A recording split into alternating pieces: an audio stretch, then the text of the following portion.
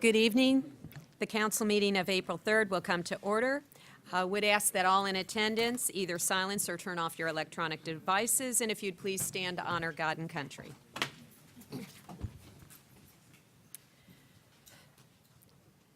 May our hurts, habits, and hang-ups be silenced. Father, may we use our gifts and abilities to build your kingdom in the city of Temple Terrace. May we quiet egos. May we focus on actions that bring positive results and outcomes.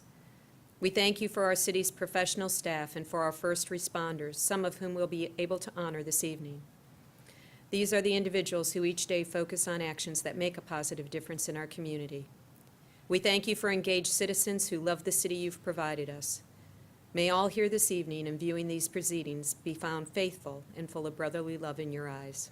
Amen. We will now pledge to the flag of the United States of America.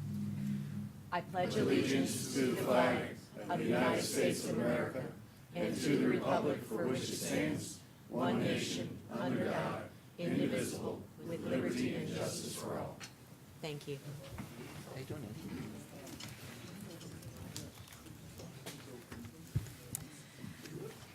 Our first order of business this evening is the 2017 Police Department Officer of the Year. If Police Chief Albano and Officer Alexander Osborne would please approach.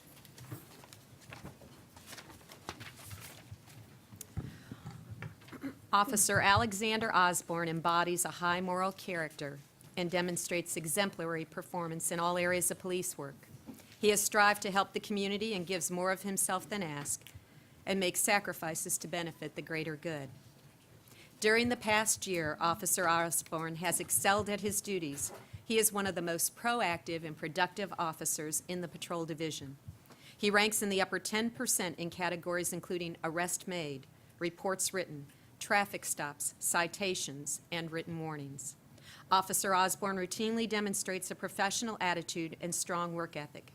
He has received letters of praise from community members and departmental supervisors acknowledging his quick response, special attention to detail, patience, and understanding. Officer Osborne is very involved with the operations of the police department. He volunteered to become a part-time Marine Patrol officer and completed 84 hours of hands-on training with our full-time Marine officer and members of the Fish and Wildlife Commission. He also volunteered to become the department's lethal weapons and munitions instructor and became a member of the department's SWAT team. Officer Osborne has proven himself to be one of the department's most valuable employees and embodies the department's core values of courage, honor, and commitment. His accomplishments are worthy of the 2017 Thomas L. Lewis Police Officer of the Year Award. Chief, Officer Osborne, if you'd like to address those in attendance. Well, he's not going to say anything, apparently. I will say a couple words on his behalf. I got to tell you, being an agency of our size, the hires that we make are critical to the long-term ability of our agency to be able to continue to provide the services to our citizens that they expect and have come to expect. Officer Osborne does not disappoint.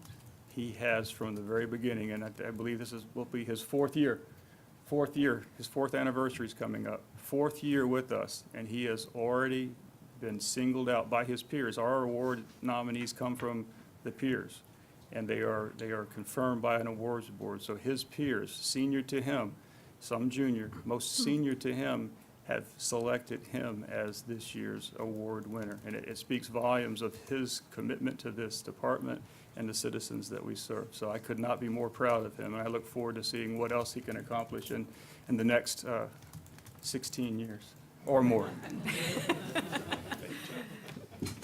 Thank you, and we all thank you. Thank you.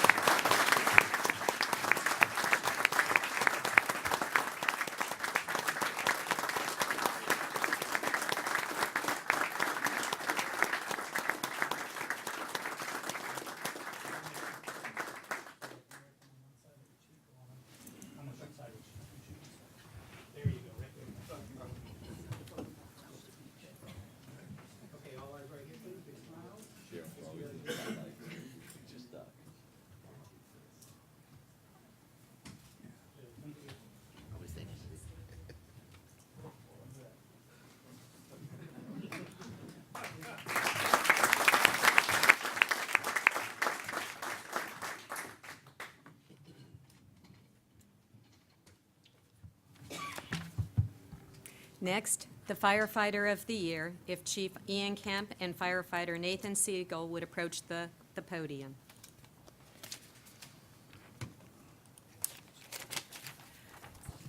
Firefighter Nathan Siegel began his career with the City of Temple Terrace Fire Department in January of 2014.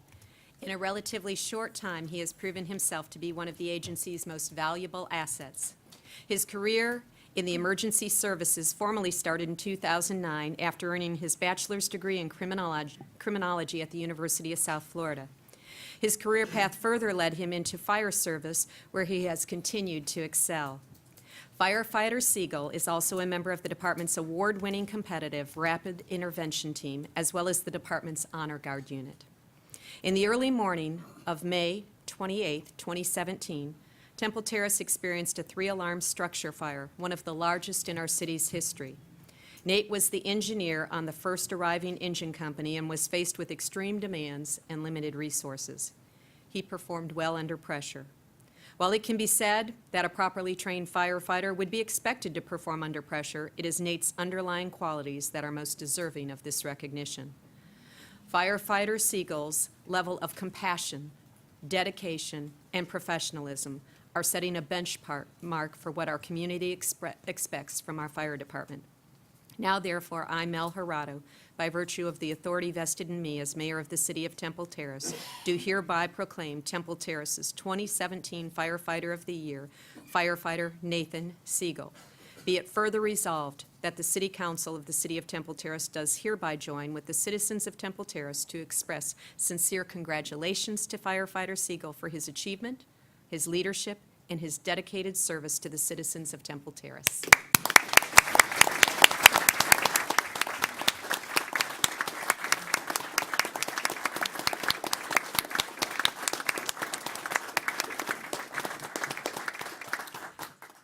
I just want to let everybody know this award has been a truly humbling experience for me. The past few months, I've constantly getting recognition from everybody, and to be honest, it feels great. I love this city. I love this job. It's a great department, and thank you very much.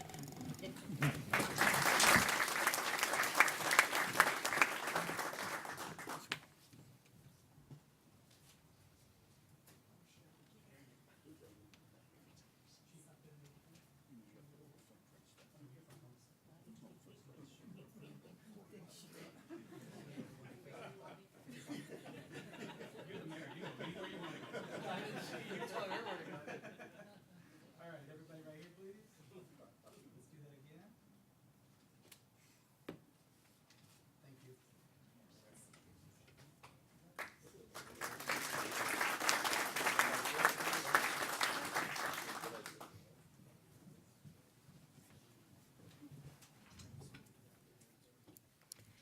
At this time, would ask the following individuals to approach the podium in honor of National Telecommunicators Week.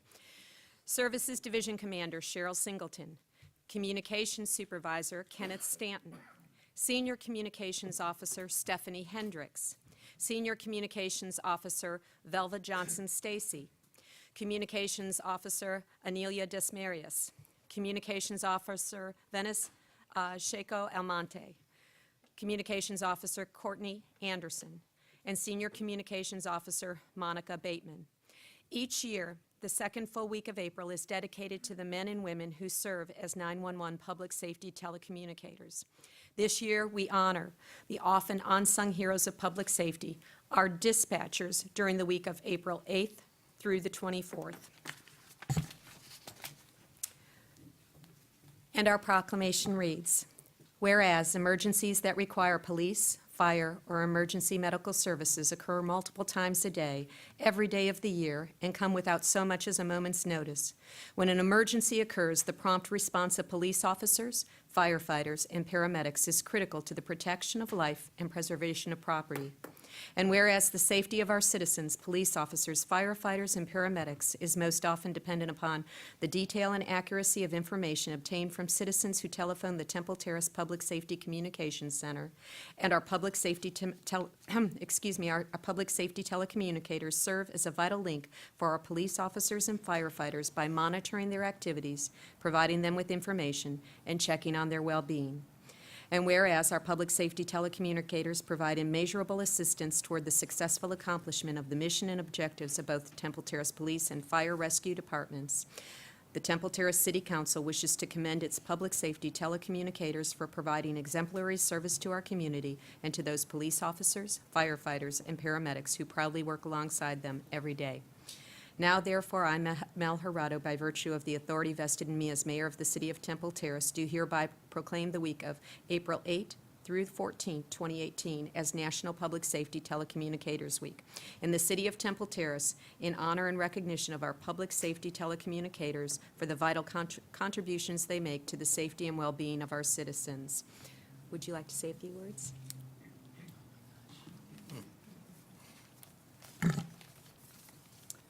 Kenneth Stanton, the communications supervisor, regrets not being able to attend this evening. So on behalf of him, those telecommunicators present, thank you. It's a 24/7 job, and it takes a lot for them to come in on their days off, and they have other dedications, so I completely understand. And those telecommunicators unable to attend sincerely wish to thank you and appreciate this recognition and honor. The unit's #1 goal has always been to provide exceptional service and safety to our citizens and responders, and they're an outstanding group of individuals who strive for excellence on a daily basis. Thank you.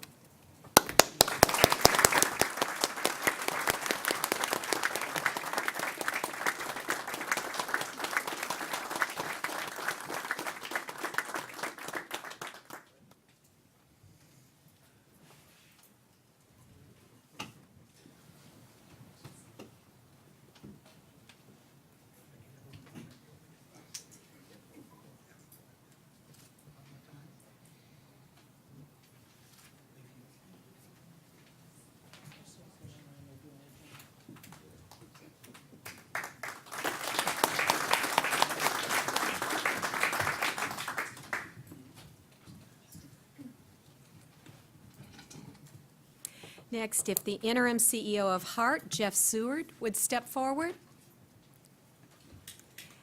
And Mr. Seward will be presenting an update on HART for us this evening. Mr. Seward. Thank you, Madam Chair, council members, Mr. Stevenson. Thank you for having me. Again, my name is Jeff Seward. I am the interim Chief Executive Officer of HART.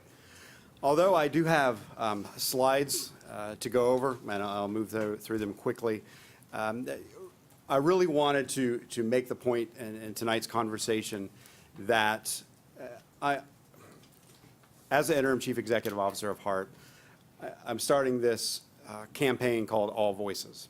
And I am talking to businesses, writers, those that love us, those that don't so much love us, those that use public transportation, those that don't, business leaders, economic engines in the community, to really get an understanding of exactly what the community is looking for as far as public transportation is concerned.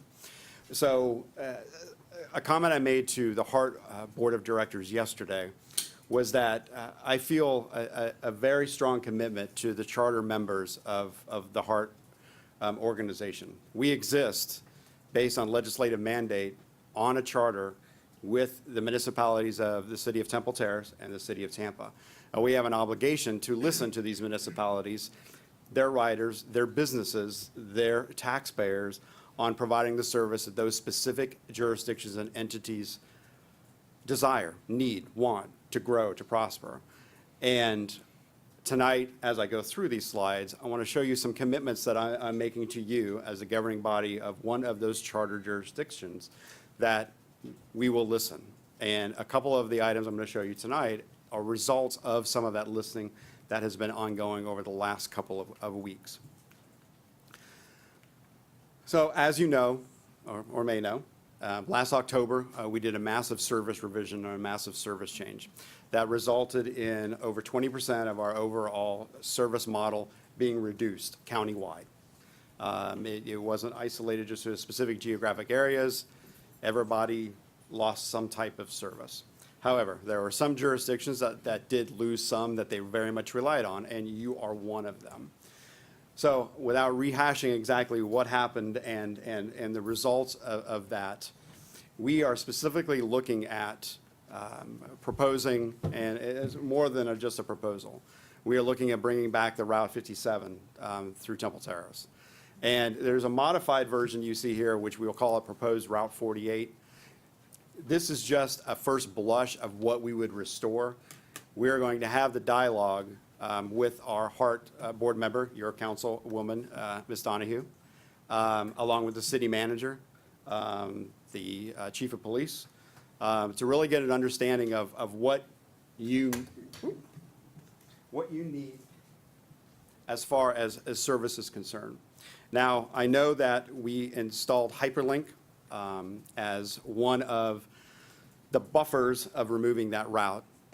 We are looking at more options. Something that I'm making a commitment to is meeting with your local businesses, those within the jurisdiction of Temple Terrace. What do you need specifically to not only grow business, but bring customers in through some type of transit opportunity, but workers? How are workers getting in and out of Temple Terrace, within the entire grid, or within the county itself? What can we do to be able to provide better service to this specific jurisdiction? So one of the first, and this slide gives an idea of what we're looking at, but we're not going to do this without public input, without coming back to you, without talking to the customers, and particularly the businesses along that specific corridor. I know we have some commitments to you, we have commitments to your taxpayers, and we want to start by looking at moving this forward actually by the end of this summer. No guarantees of exact date, but it is a proposal that I'm bringing forward to our board in the next couple of months, is to get this route moving forward again. Something else that we will be looking at public input and particularly comments from this specific governing body. We're teaming with the Florida Department of Transportation on a corridor study. And that corridor study is going to encompass the current Metro Rapid BRT, which runs up and down Nebraska, but it's also going to include Fowler. And we are looking at the potential of a BRT with dedicated lanes down Fowler, Nebraska, Florida corridor into downtown urban core. So that's a lot of work and a lot of money has already been invested, particularly in the Nebraska corridor with county funds. No federal dollars, it was local dollars. What we want to do is to leverage that, and we really want to look at dedicated lanes, particularly around the Fowler corridor, as FDOT starts to look at reshaping that corridor of what kind of transit we could have to bring the citizens up here down into the urban core. So over the next couple of months, we're going out to an RFP now for a study. We're looking at releasing that and getting that study initiated this summer. We are going to go forward with the study, with the results of that study, and move forward with a federal small starts application, probably in the 2020 timeframe, to be able to start work on a true dedicated lane BRT. It won't be entirely dedicated lanes, but there will be some dedicated lanes, and FDOT particularly wants the Fowler area to have those dedicated lanes. May I, before you move on? Where are you going to put the dedicated lanes? Is this going to include right-of-way purchase, or are you going to try to use the median? But you've been down Fowler. Yep. Yes, I have. Where are you going to put a dedicated lane? The FDOT is exploring the median and additional right-of-way. Okay. So they are looking at, that will be part of the study. Initial reaction is the median, but the median doesn't always work. And along with acquired right-of-way, we're looking for those areas that can't have dedicated lanes to have jump queue lanes for the stop sign or for the lights, better signal prioritization to get the bus at least up to the light, give that lane the ability to jump in front of the traffic to move forward and keep a steady pace and a steady schedule. So right now, it's all speculation of exactly what type it'll be. I can guarantee it will be a combination of transit technologies. It'll be dedicated lanes. In some areas, it'll be queue jumps in others. There's even some discussion of shoulder enhancements. Not a fan of that. But the idea with the study is looking at all those modes. And most particularly, since FDOT is already exploring changes and improvements to that corridor, we want to couple with that. So they don't do theirs, we do ours. We're doing it in tandem to be able to make sure the solutions are right for everyone that uses that corridor, just not transit riders. Okay, thank you. We are also working closely with a innovation district, something called the Uptowner, which I'm sure you're familiar with, a circulator around the USF area. We are going to team with the innovation district on going out and getting that service solicited. It will be part of, or a partner with the HART network. Along with that, though, one of the core strategies that I have with HART is ensuring that we pull people into the grid and into the primary network. So we'll be looking at circulators and what type of circulator strategy would work best in Temple Terrace. We haven't explored that or barely even touched on that. So that's part of the conversation we'll be having as well, is what kind of circulators could we use in this area to pull people where there aren't fixed routes into the network. So again, those are conversations that we'll have coming up. Hyperlink, again, one of our, actually, the most successful hyperlink is right here in this jurisdiction. We are going out to solicit over the next few months an expansion of hyperlink to add more zones. But on top of that, we're really looking at different types of mobility solutions for the individual jurisdictions. Tampa, we've got covered. Temple Terrace, not so much. So we want to come back and really see what options are available to get your citizens moved around and have the choice, more importantly, really, to have the choice of how they're going to move around. Do I have to take my car today? Can I take the bus? Can I call a ride share? Can I call hyperlink? Can I call XYZ? So that's what we're going to try to focus on. Autonomous vehicles, we're working on those in downtown Tampa. We're going to move forward by the fall with a pilot service up and down the Marion Transitway corridor. We are looking at possible autonomous vehicle solutions for the innovation circulator as well up here, as well as possibilities with the metro, with a BRT review of some of those dedicated lanes actually having autonomous vehicles along those dedicated lanes in the future. Flamingo Fares, this is my last component, something that we're very proud of. Over the last 2.5 years, we have teamed with TBARTA and local agencies across the Tampa Bay region on moving away from paper tickets. We're moving to smart cards and a phone app. So regardless of where you live, what you ride, which county you live in, you're going to be able to use the same medium of fare to be able to move between the regions themselves. It's account-based. It's something that many transit agencies across this country are moving to. We've been behind in the state of Florida moving to this, so we're happy to report that we are the first joint transit agency project that's moving this forward. And to that point, I have Flamingo cards for you, personalized with your photos. Wow. And they are all loaded with $10 whole for you to use during our testing phase. We won't track you, and we won't check on the use of public transit. But I did have these. You get yours early, Councilman Donahue. We are giving ours to the board next month. So you all get your own Flamingo. I look forward to conversations with you, the city manager, your staff, on what we can do to meet the needs of this jurisdiction. At the end of the day, that's our obligation, and we want to work hard to do that. So thank you very much for your time.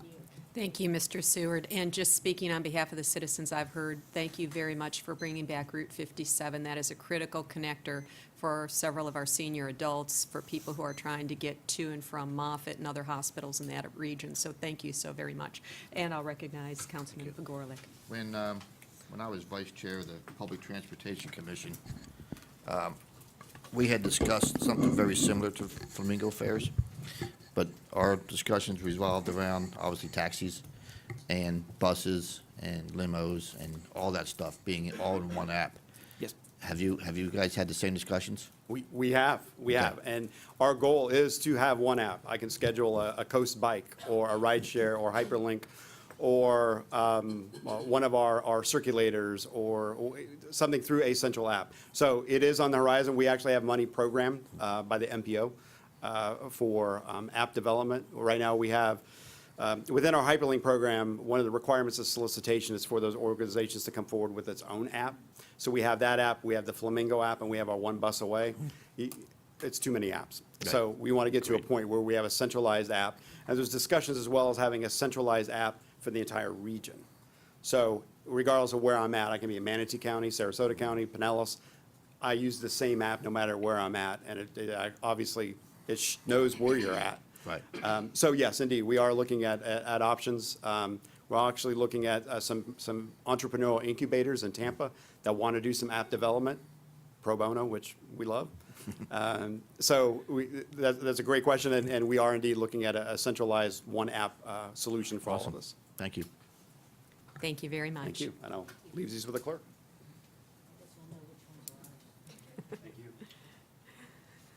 Moving on, item 1E, there is a vacancy on the Municipal Code Enforcement Board. The city received 3 applications from Brian Hubert, Bill Snelling, and John Straub. Would ask if any of the candidates would like to address council.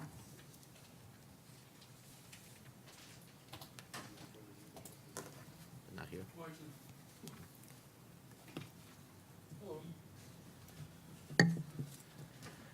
Hi, my name is Brian Hubert.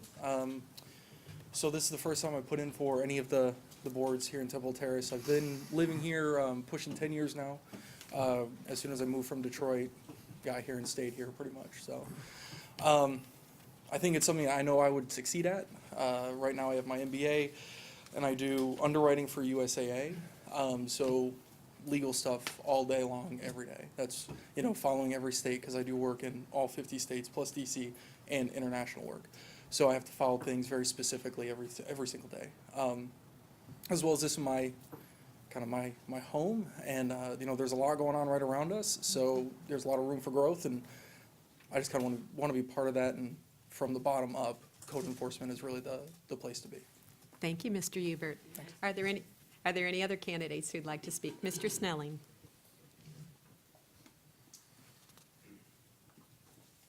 Good evening. I don't know if you had a chance to read my application or not, but basically I've been on the code board as an alternate member for a little over a year now, and I've tried to educate myself by coming to all the meetings. In fact, I think I've served on probably half of them due to absenteeism, so it's been a big learning curve for me, but I think I'm getting there. And I just feel like I'm ready to make more of a commitment to being on the board, and I think I can give some positive contributions to maybe have some ideas on how we might be able to improve some of the processes that we have. So, Very good. Any Thank questions? you, Mr. Snelling. okay. Thank you. Is Mr. Straub here this evening? All right. I would, each council member has a ballot to vote for their top applicant. If you'd like to, Councilman Ross? Just for my colleague's edification, I know 2 of these candidates. I know Mr. Snelling, who put in for this at my request back when we had a vacancy as an alternate, and I also know Mr. Hubert, who I believe will do a wonderful job. I don't know the 3rd applicant. I talked to these candidates, I talked to Mr. Hubert and explained to him that Mr. Snelling is going to get my support because he's an alternate, and Mr. Hubert then would be encouraged to put in for that position. So I just wanted to mention that to you because as you know, I'm deeply involved in the code board stuff. So. Thank you, Councilman. Each council member has a ballot to vote for their top applicant for the Municipal Code Enforcement Board. Once completed, if you'd pass your completed ballot down to the clerk.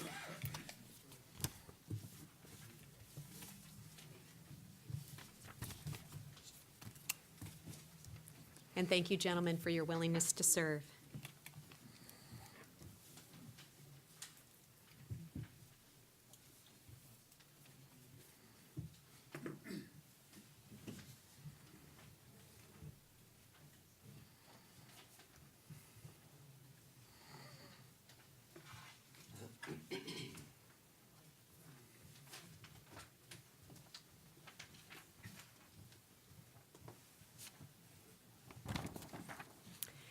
Thank you. Mr. Bill Snelling has the highest number of votes, and I would ask for a motion to approve the appointment of Bill Snelling as a member of the Municipal Code Enforcement Board from April 3rd, 2018 until February 16, 2019. So moved. We have a motion. Do we have a second? Second. Is there any further discussion? All in favor, please signify with aye. Aye. Opposed? Thank you. Motion carries. Congratulations, and thank you, Mr. Snelling. Council, if the minutes of March 20th, 2018 City Council are acceptable, would entertain a motion to approve the minutes. Move to approve the minutes. We have a motion. Do we have a second? Second. We have a motion and a second. Any further discussion? All in favor signify with aye. Aye. Opposed, the nay sign. Very good, the minutes are approved. Next, persons wishing to be heard on items not listed on the agenda or items on the consent agenda, a 3-minute time limit will be imposed on all comments from the public. Individual members of the public who are present in the audience may designate in writing a representative to speak on their behalf, and that period will not extend beyond 10 minutes. As speakers come to the podium, please state your name and the city of residence. And during public comments, items that are not on the agenda, would note that our city manager and our directors who are in attendance do make note of these items. During the city manager's report, later in the agenda, Mr. Stevenson may comment on these items, or where further research is necessary, he may follow up by assigning a staff member. But our promise and our commitment to our citizens are all of your comments are taken seriously and will be followed up by your city professional staff. First up is Nicole Sauer.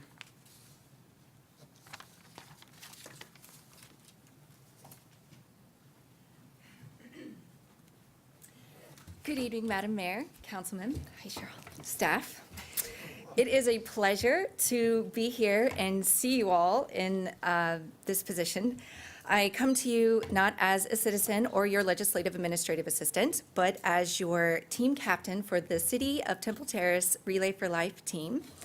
I also just wanted to come and inform you that this year's Relay for Life will be Friday, April 13th, yes, Friday the 13th, from 6 p.m. to 6 a.m. the following day. So yes, it is an overnight celebration of life. It's a celebration of survivors of cancer and caretakers of people diagnosed with cancer. I just wanted to also let you know we have raffles as part of our fundraiser. We brought our fabulous fire hose flag here, made by 2 Temple Terrace firefighters, generously donated. And we have other raffles going on. Feel free to visit the clerk's office. You know where it is. You get your mail. We have a city services basket that we will also be providing for a raffle at the event, which will have free city services for citizens to bid on. And I also wanted to give you some fun facts about the Relay for Life. This year, Relay for Life was initiated in Temple Terrace in 2003, so this will make the 15th year of Relay for Life in Temple Terrace.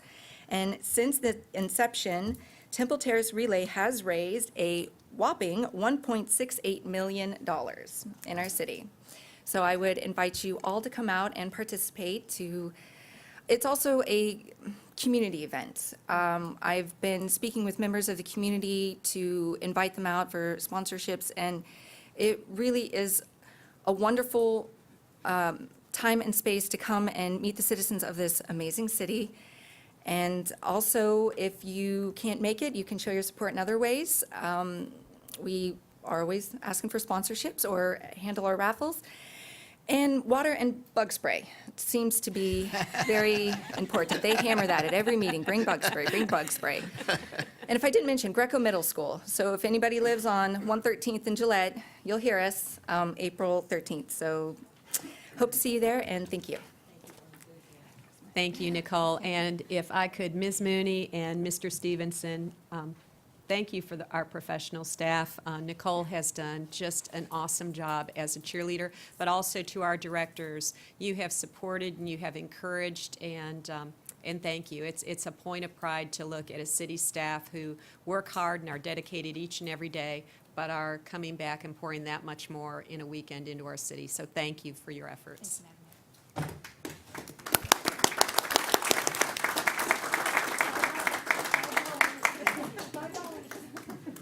Next is Don Stotts.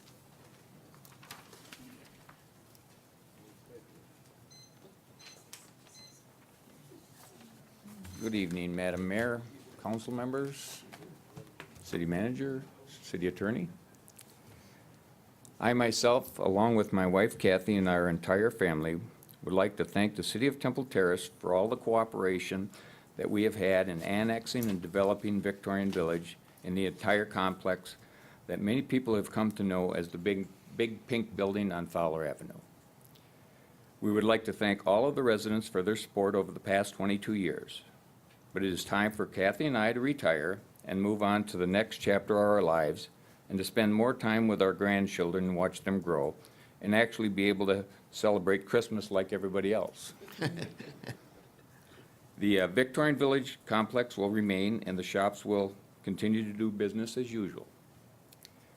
Again, thank you to all of the city staff, previous council members, administrators, and all those who have worked with us very closely, and all of the residents for a memorable 22 years. It has been our family's privilege to be part of Temple Terrace for more than 40 years. Thank you very much. Thank you, Mr. Stotts.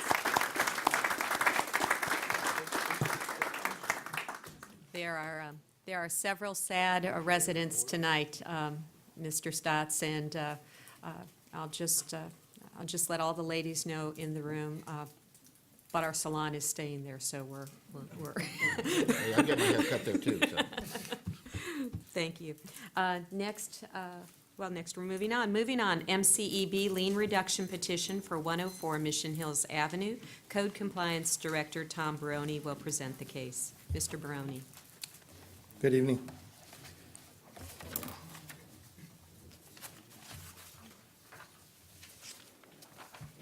Good evening, Madam Mayor, City Council members, Tom Barone, Code Compliance Director.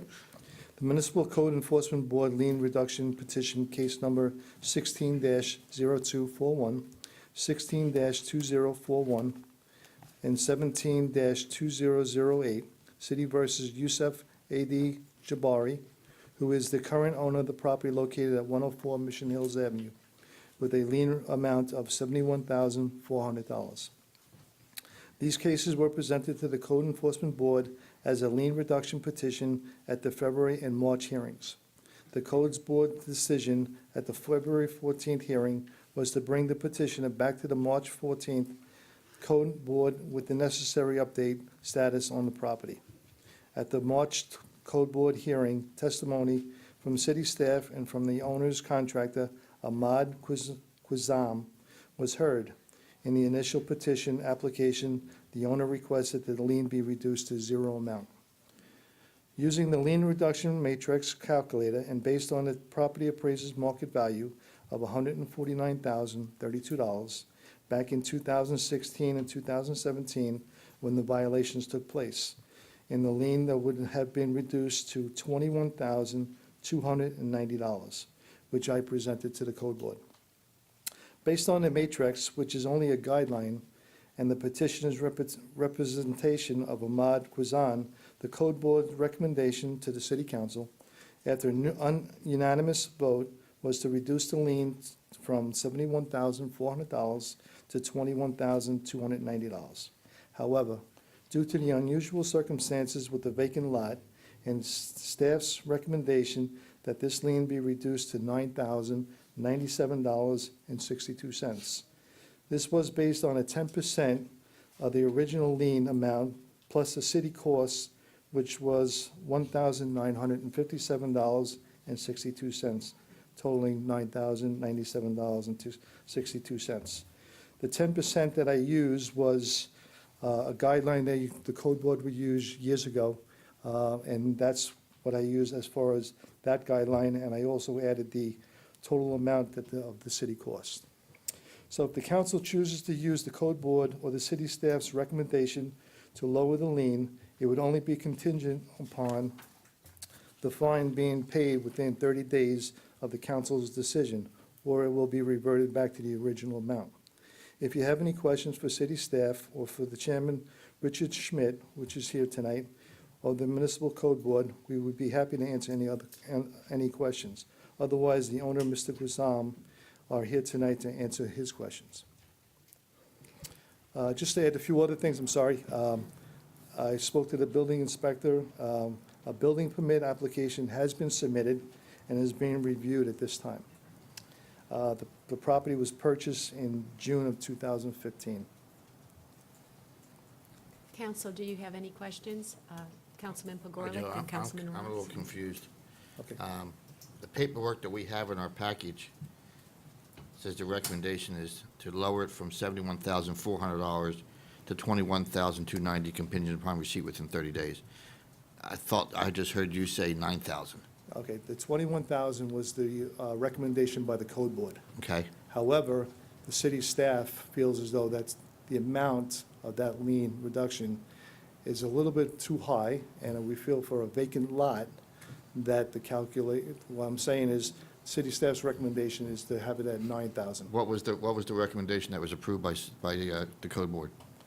21,290 dollars. Thank you. You're welcome. Councilman Ross. My question's centered around the same thing. I'm just wondering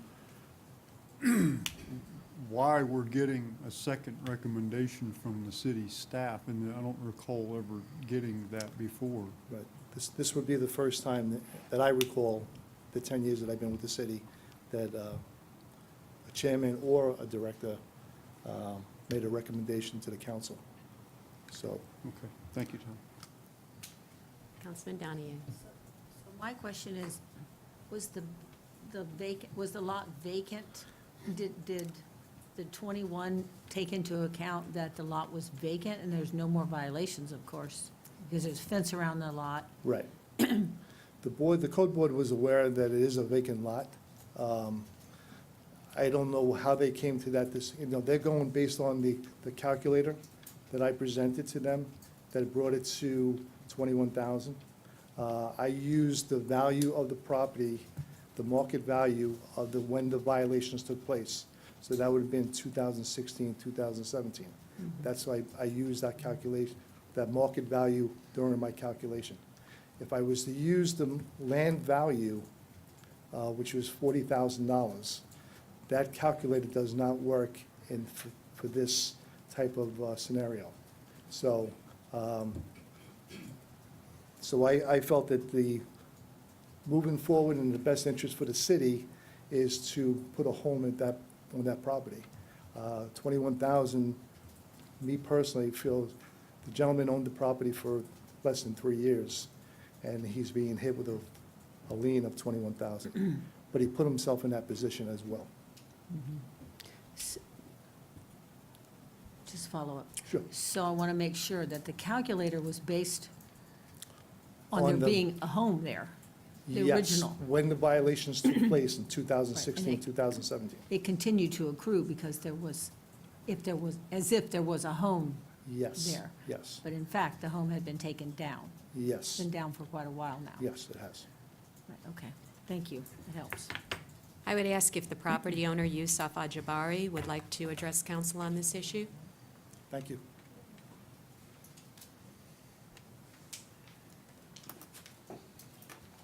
Good evening.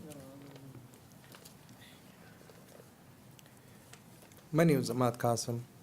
I live in state of Kentucky, 100 Whitesboro Circle. I have been involved the last probably, I would say, 3 months in this particular property. Mr. Al-Jafari, Al-Jabri actually, he really had a hard time in the beginning, and he's been taken advantage of. He bought a home. I'm going to make it very short because I have limited time. He bought a home who's basically in need to be condemned, and nobody gave him that advice. The first contractor took some money from him, dutched him back again. The second one did the same thing. Basically, he's spending money and paying property taxes on $140,000 home, which is not even worth. When it comes to the picture, I went to the city. I react very quick, and I told them, this cannot be home in this particular lot. Has to be completely demolished and to be able to build home. Here is the formula they use in here as the respond, which could be the contractor. Mostly he cannot be able to respond on it. He was taken advantage. He was also have a relative who thought he can be able to manage what he was doing. He wasn't doing, and he was not actually respond with the city supposed to be, what he's supposed to be. And I want to ask Mr. Tom, since I got involved, how that things went fast and quick and done. Then I cooperate with the board last time I was with them, and they asked me to put blueprint and officially and to present it. I did that. That way for to put a new home. But the problem is, he has a lien, and the lien is $21,000. $21,000 lien. As you know, there is no any institution, loan company, they cannot be able to go and give you less as they are the first lien holder on a home. So he has to borrow the money to put his 4 children and his family in this particular home. He already spent so much money so far, more than it's worth. And the formula they use as like it's a home is there. There's no violation is there. There's land. It's worth is $40,000, as Mr. Tom, he said. It's $40,000 land. You charge him on base, there is a home, $140,000. The kind of the violation, it's more than they're supposed to be. Also, I'd like to talk about, I already talked about how it's going to be if he wants to go and build home, has to be the lien taken off of him.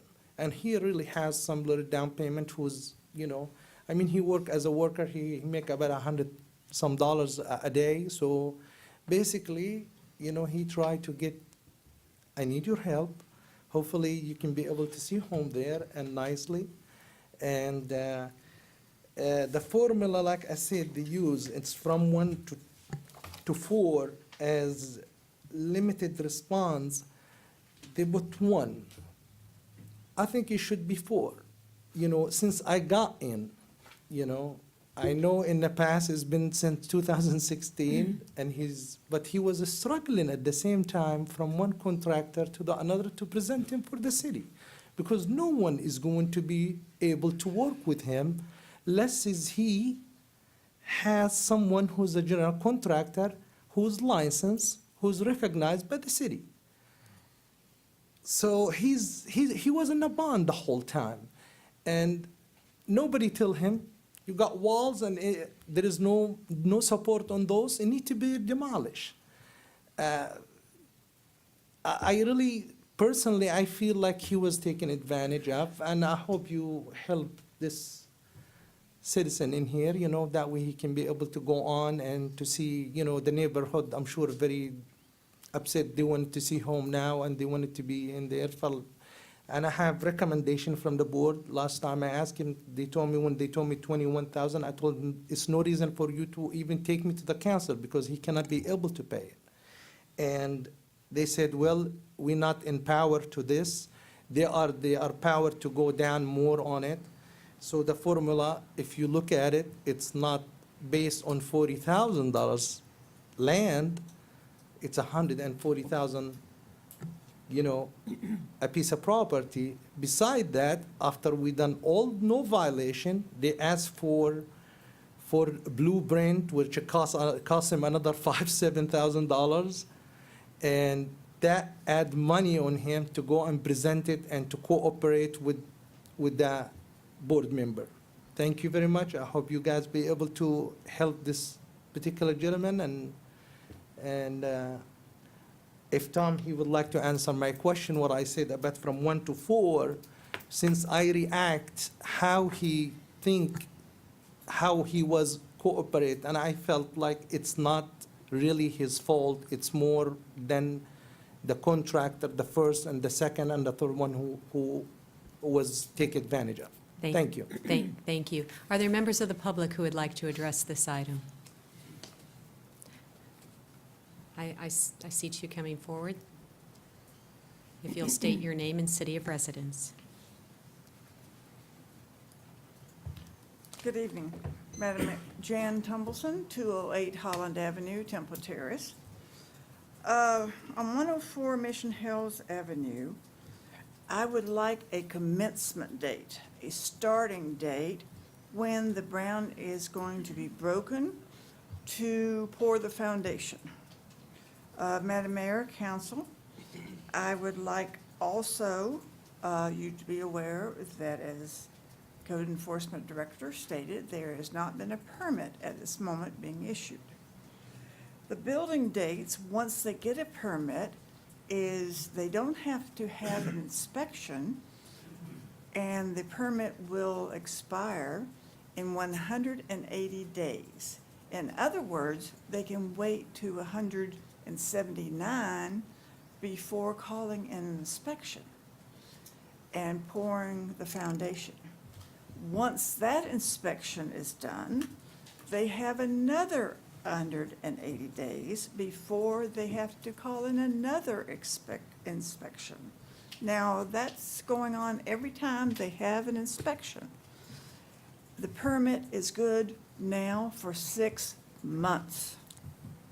So they can delay building this house for a long time based on the number of inspections.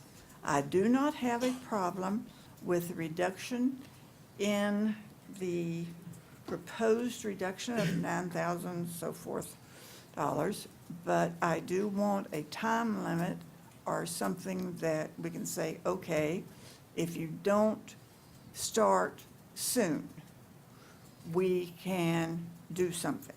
I know that the inspections are based on a Florida statute. I understand that. But this has been going on since 2016, 15 with this particular owner. So please take that in consideration. Thank you. Thank you, Ms. Tumbleson. Ms. Rennie?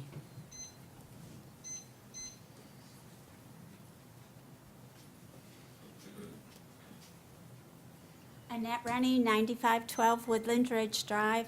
I do have a problem with bringing that down. We have set a precedence by doing it prior to the new deal that we have been doing lately. And I think the city was the one who told him he had to demolish the leftover walls. We now have a fence around it with gates open to an exposed pool. And that should be a violation because pools aren't supposed to be exposed where children can get in and drown or anything else. If we let this happen again, it's just going to continue with somebody else. We can't keep giving in every single time somebody says they were taken advantage of. Again, two and a half years worth of this, looking at it, and I go past it every day and look at it, and nothing's going to be done. It's just going to continue. So I'm for staying with the 20 or 21,000. Thank you. Are there any other members of the public that would like to address this item? Council, what is your will on this issue? Councilman Donahue. Well, I just want to speak for the neighbors because that is my neighborhood. And the pool is covered, so, and the yard is fenced in, but, and it was a great relief when it was torn down. And I would like to see that if this means that this reduction that Mr. Barone is recommending would get a house on that property, I can see that the neighbors would be much happier than driving by a fenced-in empty lot. So because of that, I will support your recommendation, Mr. Barone. Can you give me the exact number again? 9,000? It's $9,097.62. Okay. So if council determines that the lien reduction is appropriate, would call for a motion to approve a lien reduction in case number 16-0241, 16-2041, and 17-2008 for the property located at 104 Mission Hills Avenue to the amount of $9,097.62. Is there a motion? Could I, one moment, sort of a matter of a procedure, since there have been people in the neighborhood who have gotten up and made comments, the property owner should have the opportunity to respond to those comments if he chooses.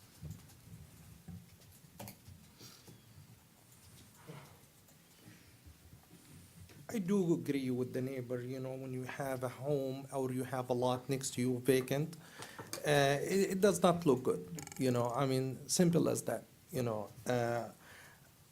I think if if we can be able to agree on it, we was planning, she was talking about 180 days and there is another 180 days. Yeah, this is a Florida statute, they can be able to make the code to go this way. But hopefully I can be able to get this done. And by the end of probably this summer, we'll be home there and with landscaping and done completely. Again, it depends, it depends on Yusuf Al-Jafari. He has small amount of money, and he have to borrow the rest of the money. And there is no another, loan company can be able to give him the money, less is he take the lien completely. And me and the councilor, we talked about it, and I told her he's very limited. He's about $5,000 to be able to go, with, if this is the lien, it goes down to about $5,000. He can be able to pay it very quickly, hopefully day or two, we can be able to get this done and start working on that particular home right away. So that's where he's at. Even if you went down to about 9,000, still he has not together, he's not there yet. So he's about $5,000, then he has the down payment to be able to go and start building home. So that we can go on with it. And this one is going to be very quick, very clear. I try to address this very easily, that way it's no reason for go and for X amount of dollar and he doesn't have it. Even if it's not, it's gonna be the same thing, go back in the same circle. Thank you. Is there a motion? Oh, Councilman Pagorlik. I gotta tell you that I'm not in favor of reducing it down to even $9,000. Mr. Barone stated himself that this particular owner caused his own problems. Our code board was fully aware of the situation when they made their motion. They made the motion for $21,290.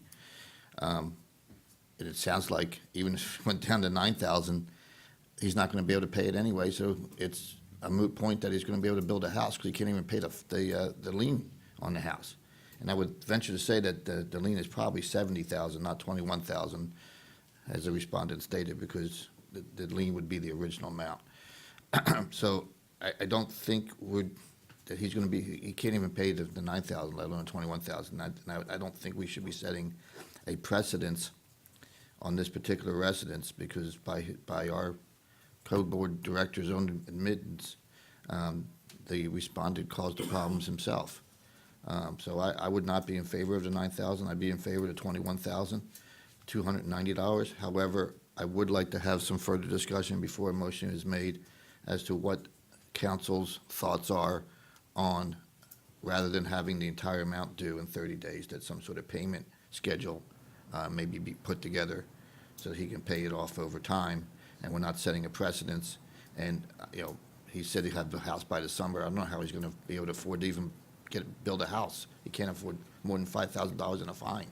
So I don't think we're losing anything by allowing this particular fine to be paid off over time, because there's not going to be a house there by summer. Okay, just there isn't.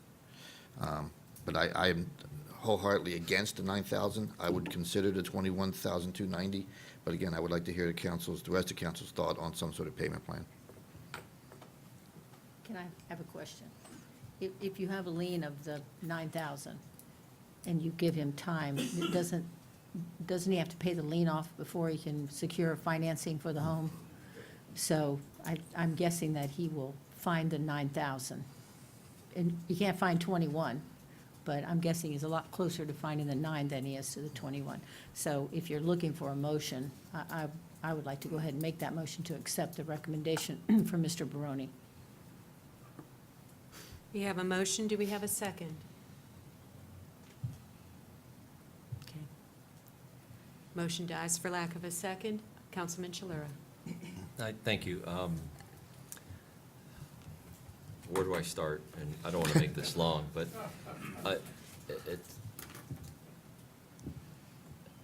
part of me does not want to second guess the board, because if I was a board member, I would say, what's the purpose of my existence? Okay? And then if the staff's going to make a recommendation, the recommendation should be made to the board. Once this issue comes to us, it should be, that's the recommendation, period. I do not feel comfortable saying this is the board recommendation and this is staff's recommendation. That just doesn't sit well with me. And I've sat along with Mr. Ross, Mr. Pergolovich, I've sat on the code board for 5.5 years before coming on council. I certainly appreciate the intent. And I've always looked at the code board as, the goal of the code board is not to nail somebody, but to bring the property into compliance. That's the key. And I'm just looking at it, a lot of times people scam the system, they do the bare minimum, and then they just get by and have the fine waived. As we're sitting here, and I don't have a decision in my mind right now, I'm trying to talk through it. I'm looking up the property appraiser's website. In 2014, this property was bought for $92,600. In April of 2015, there was a transfer for $1,100. And then in June of 2015, somebody paid, the current owner, paid $123,900. Somebody got bamboozled, on this deal. To pay $123,000 for the lot that sits there in the city, that lot's not worth $123,000. I am one, when an issue came to us 2 months ago, I said the code board reduced it too low, and I suggested it be raised even higher, okay? And I don't like to second guess them, but it was an extreme situation.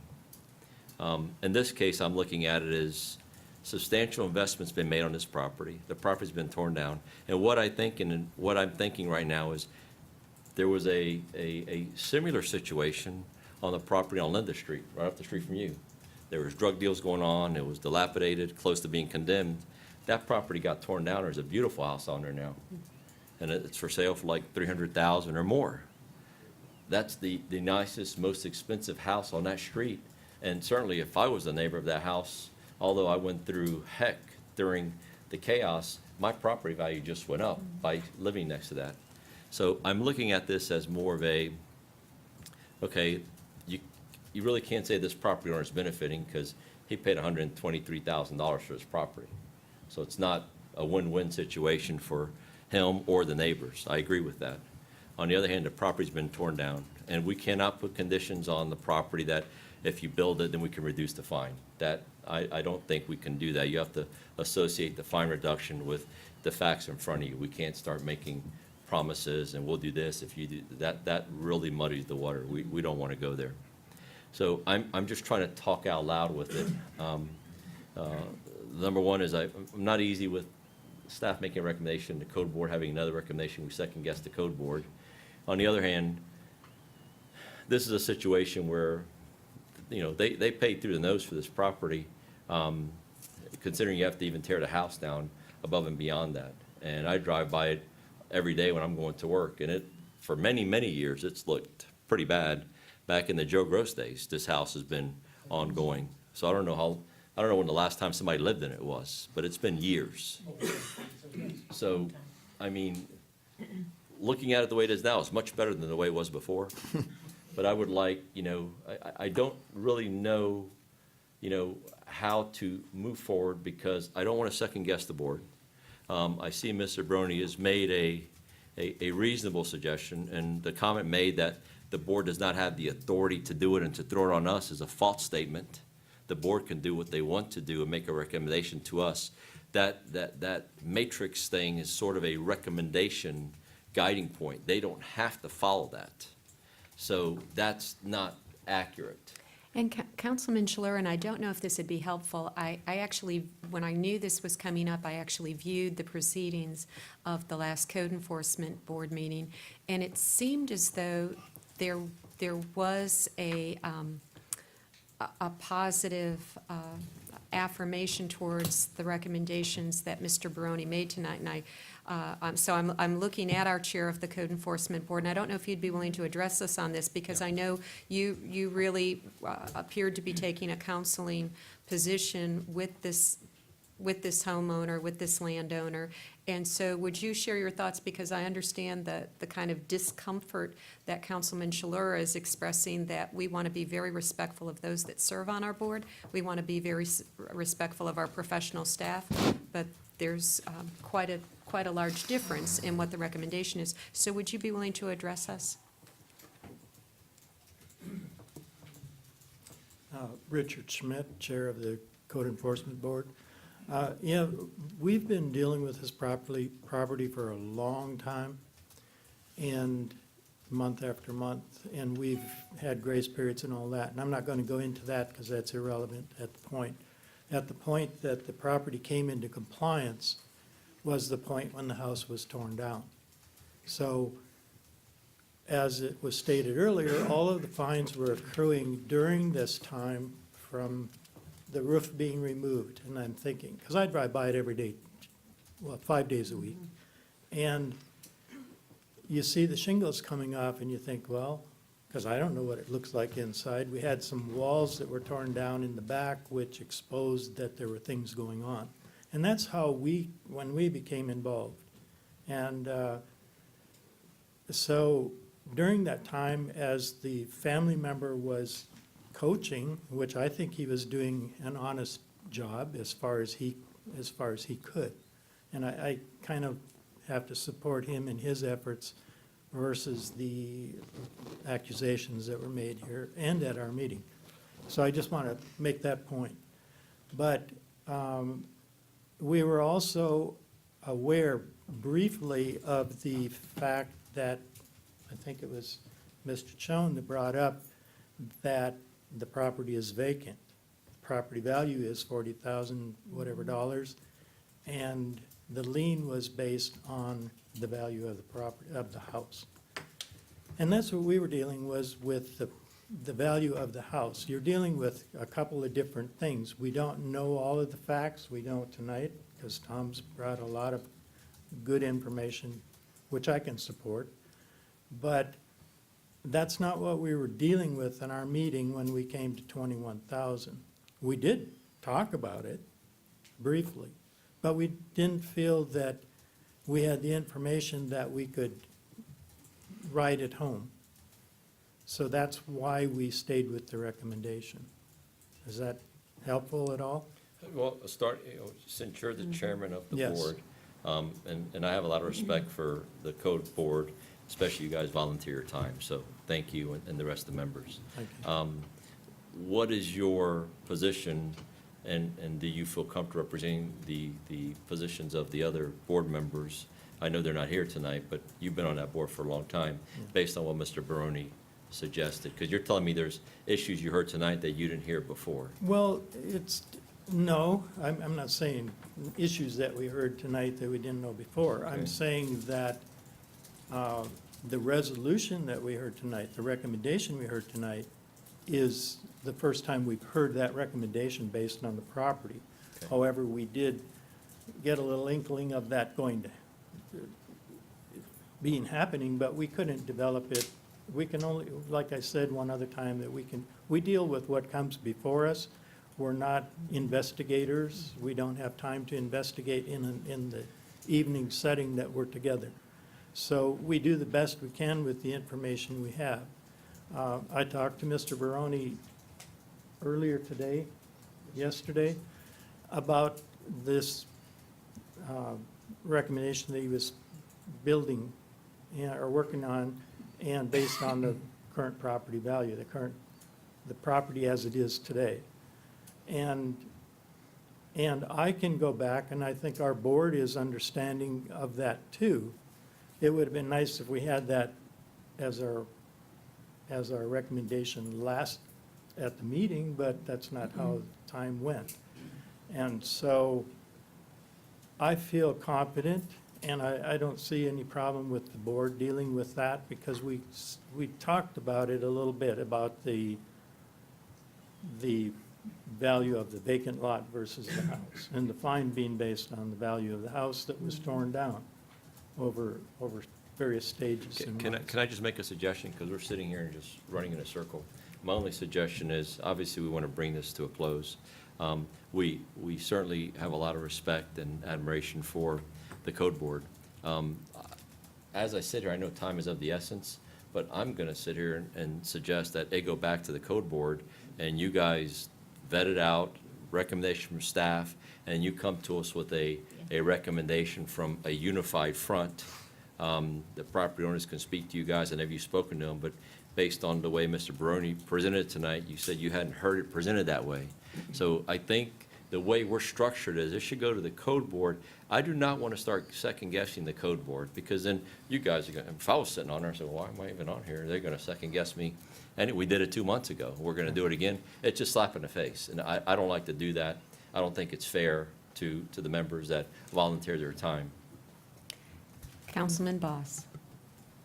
Well, if that's a motion from Councilman Chulora, I'll second it. If not, I'll make that motion to send it back for reconsideration by the Code Enforcement Board. Because obviously some new issues have come up, and they're the ones who really should be listening to this.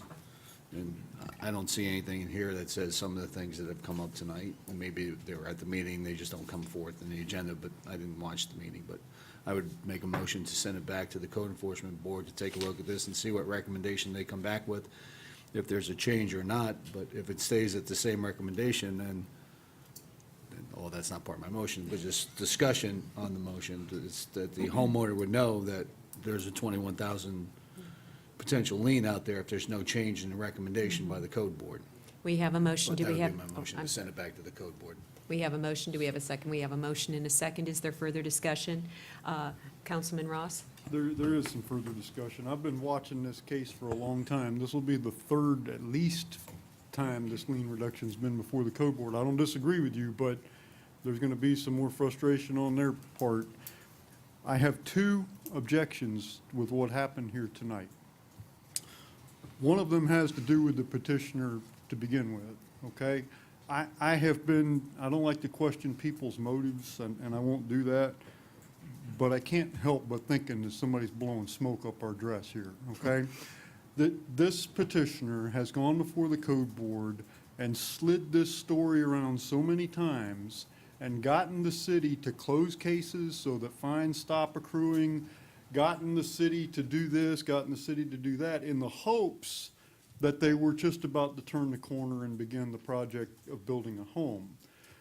Well, the city brought this property into compliance when it probably technically wasn't. I'm going back a year or more ago, and it wasn't in compliance, but the city wanted the fine to stop accruing so that this poor homeowner could go to a mirror and get the permits and begin construction. Well, that didn't happen.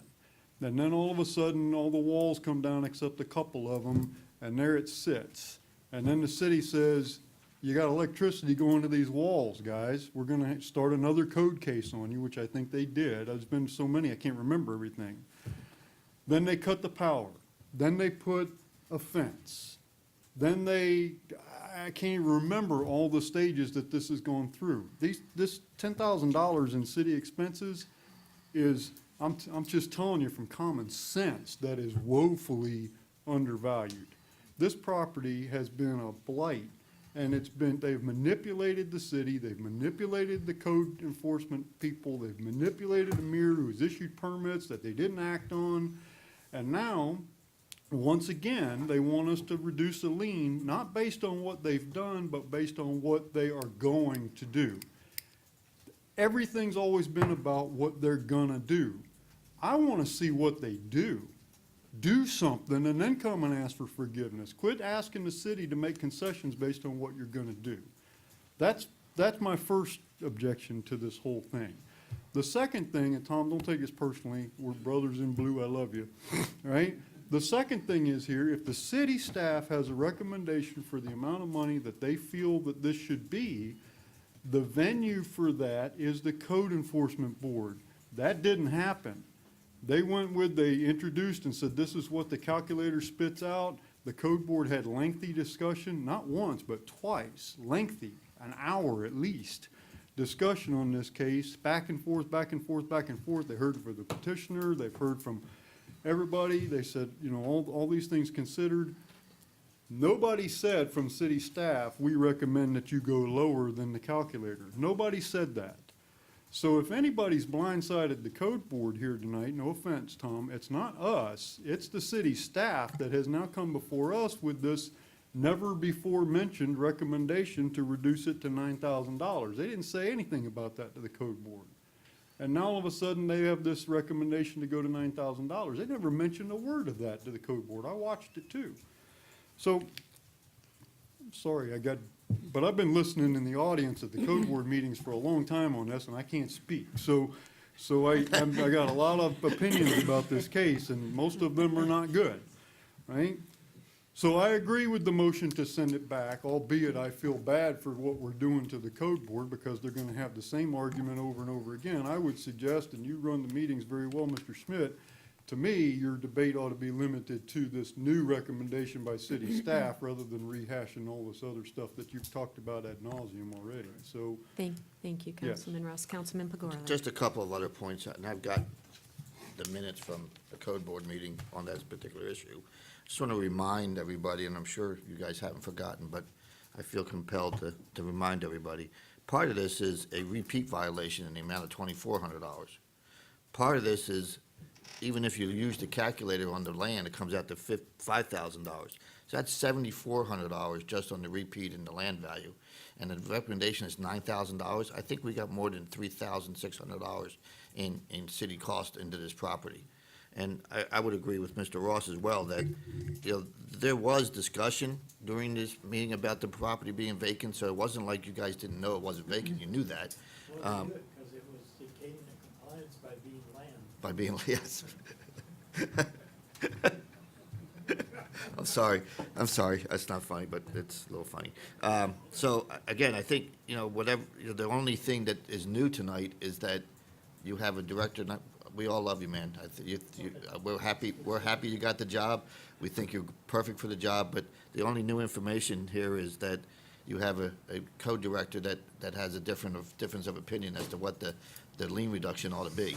So I think that ought to be the hashing out part. And again, I would remind you that 7,400 of it is what the calculator spits out for land, and 24 of that is a repeat violation. So I don't see how you get to 9,000, quite frankly, but that's up for you guys. And I feel bad at coming back to you, because like Mr. Ross said, this has been going on forever and ever and ever. And me personally, I would have been quite happy to vote in favor of a $21,000 fine. So. We were aware of the two amounts, the $2,400 and the, whatever those two amounts were, $5,000, which, you're right on all those points. And we were aware of that as part of our evening drew on. But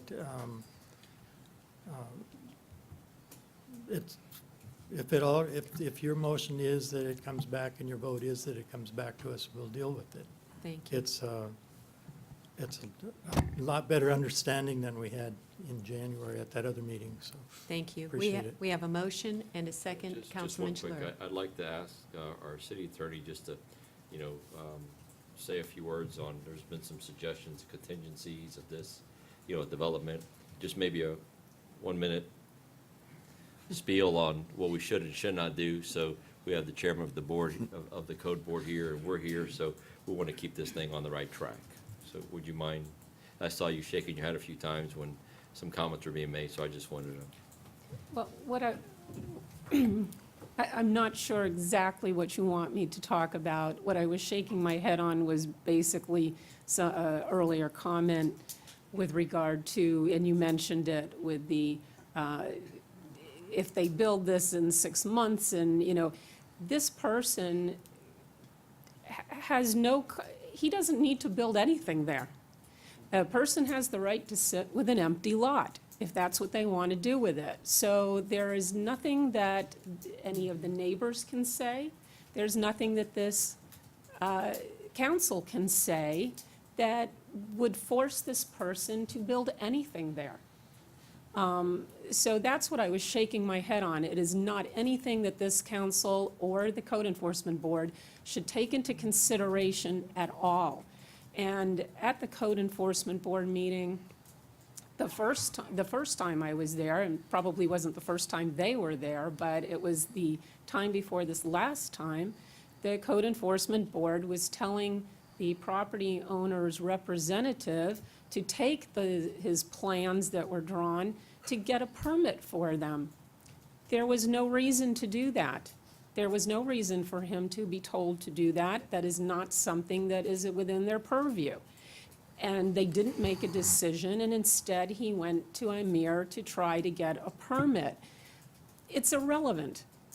So that's what I'm shaking my head at, are the numerous irrelevant things that are being factored into this consideration. This council could simply make a decision here based on what they've heard.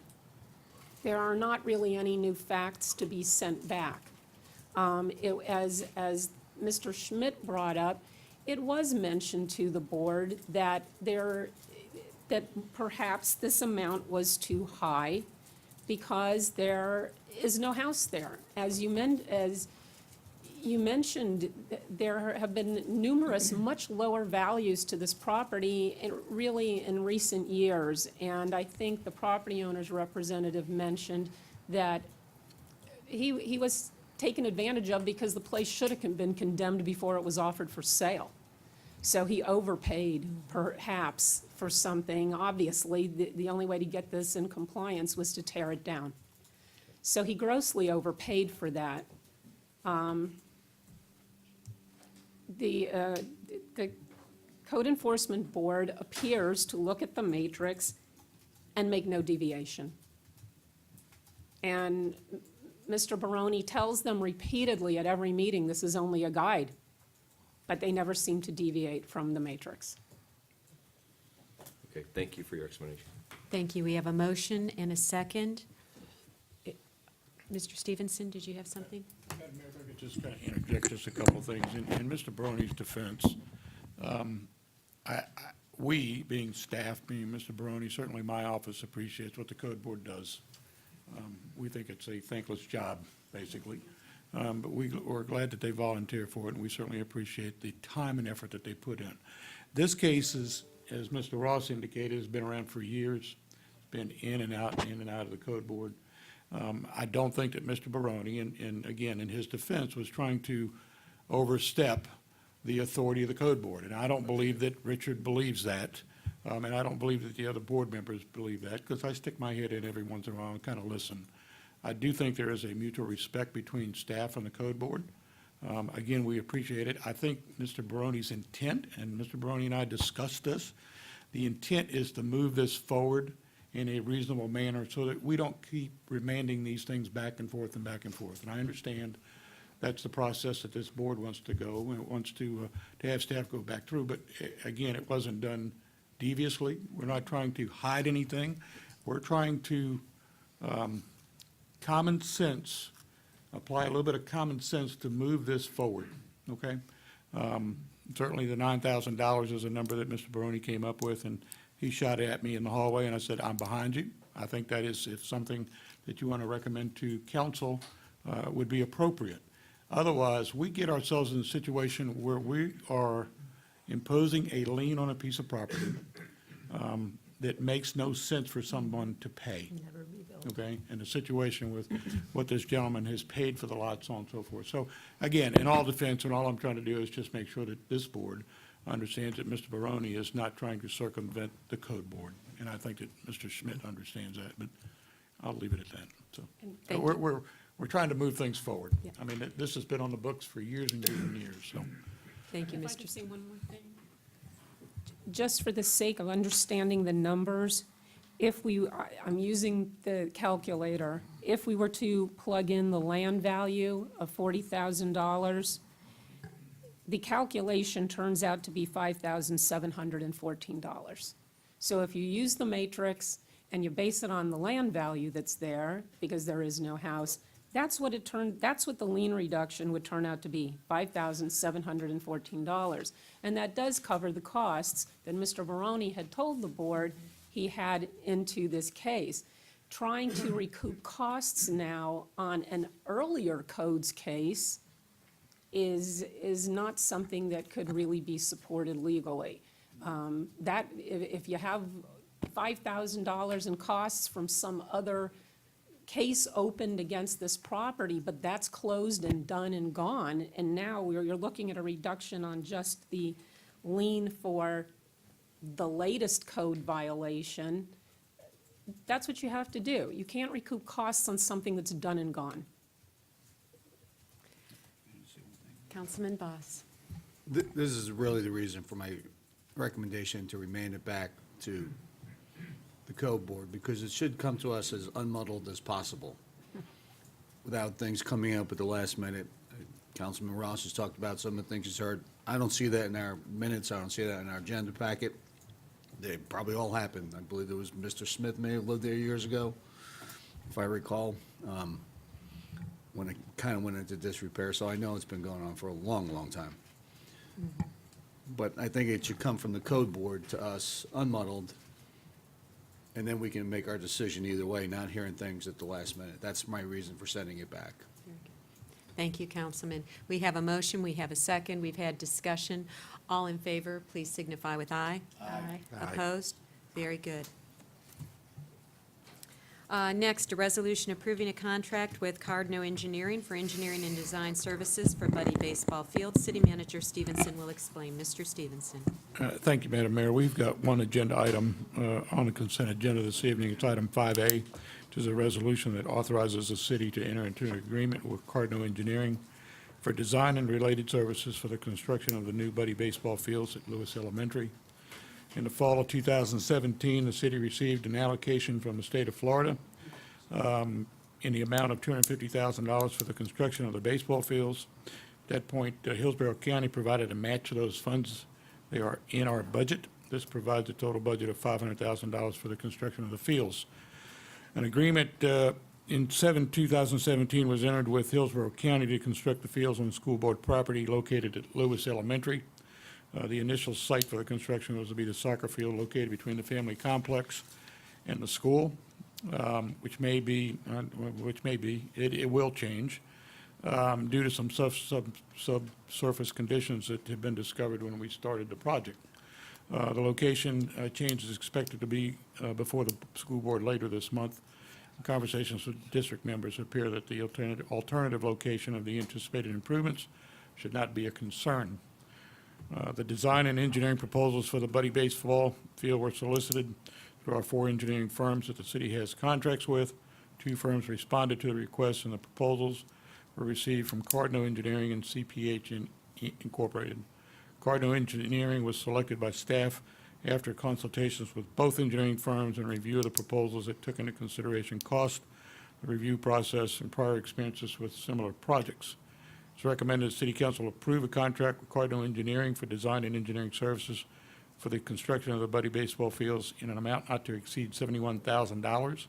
That includes $49,000 for engineering and permitting, and an amount not to exceed $22,000 for bid services, post-design services and meetings and plan review.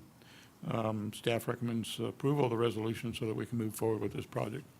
Thank you, Mr. Stevenson. Are there any members of the public that would like to address council on this item?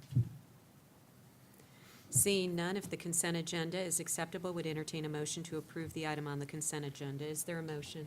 Move to approve consent agenda item 5A, resolution approving contract with Cardno Engineering for engineering and design services for Buddy Baseball fields. Thank you, Councilman. We have a motion. Do we have a second? Second.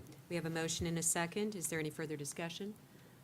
Councilman I Donahue? just have a question. Have the fields moved from the original intention?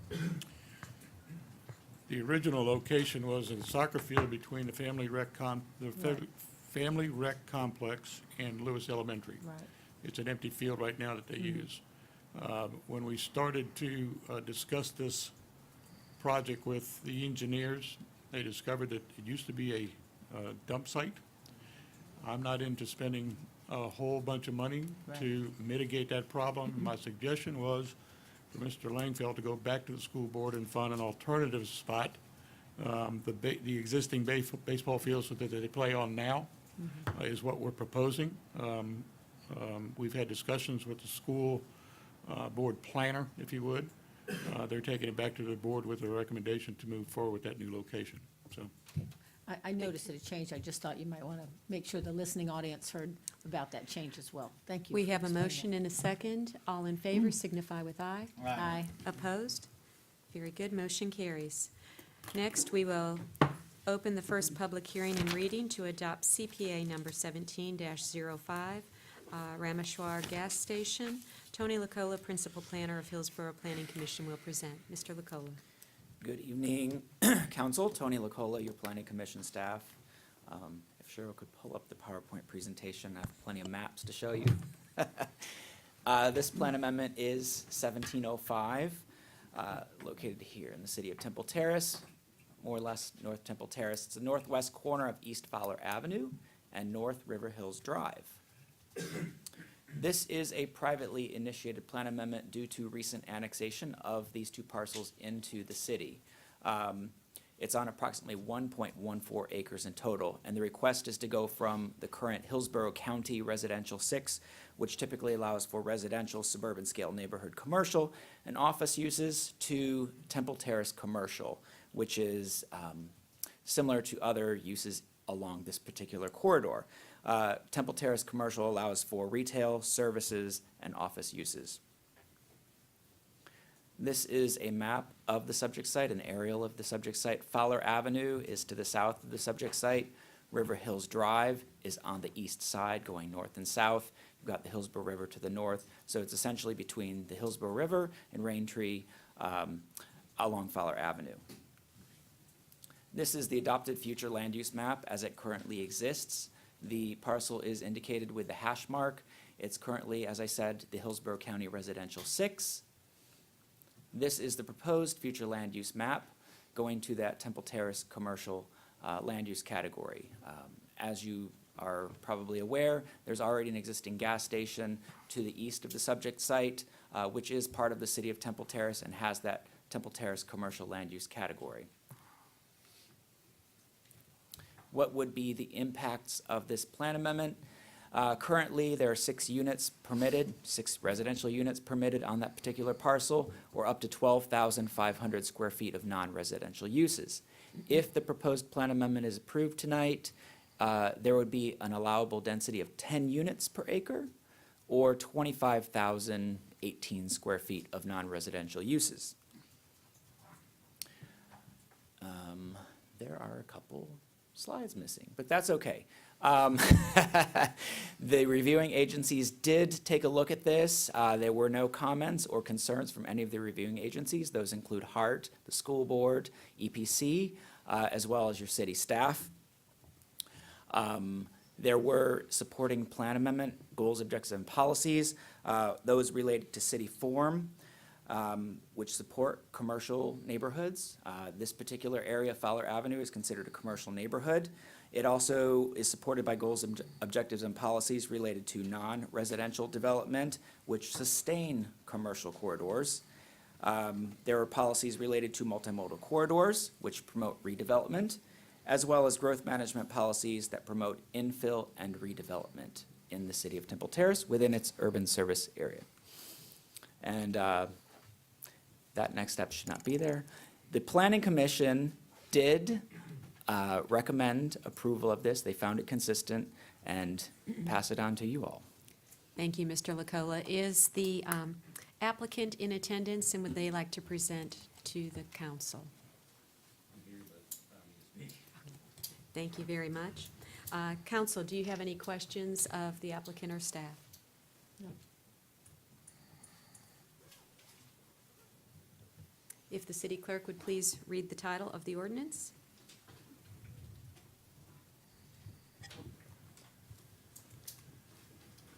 An ordinance of the City of Temple Terrace, Florida, amending the Imagine 2040 Temple Terrace Comprehensive Plan Future Land Use Map for 2 parcels of land located at the northwest corner of East Fowler Avenue and River Hills Drive, with an addressable locations of 7134 and 7142 East Fowler Avenue, consisting of approximately 1.45 plus minus acres, by changing the future land use designation on said property from Hillsborough County Residential 6 to City of Temple Terrace Commercial, or TT/CPA 1705, providing for amendment of the official future land use map of the city, providing a severability and effective date, and repealing all ordinances or parts of ordinances in conflict herewith. As the public hearing closes, if acceptable, would entertain a motion to approve CPA 17-05 on first reading. If approved, the ordinance will appear for a second reading and public hearing on April 17, 2018. Move to approve ordinance 1450, adopting CPA 17-05. Second. We have a motion and a second. Is there any further discussion? Seeing none, we'll call the vote. All in favor signify with aye. Aye. Opposed, nay sign. Motion carries. Thank you very much. Next, this will open the first public hearing and first reading to adopt RZP number 18-01, Rameshore Gas Station. City Clerk, if you'd please swear in all persons who will be testifying in this matter. If anyone else is going to be speaking on this, please stand and raise your right hand. Do you swear to tell the truth, the whole truth, and nothing but the truth? I do. Good evening. Amir Anisi. Oh, Community and Devel- ahead, Mr. Sorry. Amir, ahead of that, city council members, if you'd please make disclosures of oral and written ex parte communications with the applicants and/or citizens around this matter. I've had none. I've had none. I've had none. I've had none. Thank you, Mr. Amir. Thank you. Good evening. Amir Anisi, Community Development Director, Madam Mayor, City Council. We have RPZ 1801, zoning reclassification, first public hearing and reading. Owner applicant, Ramshaw Gas Station LLC, applicant agent, Cornelson Engineering and Design. Oh, sorry, thank you.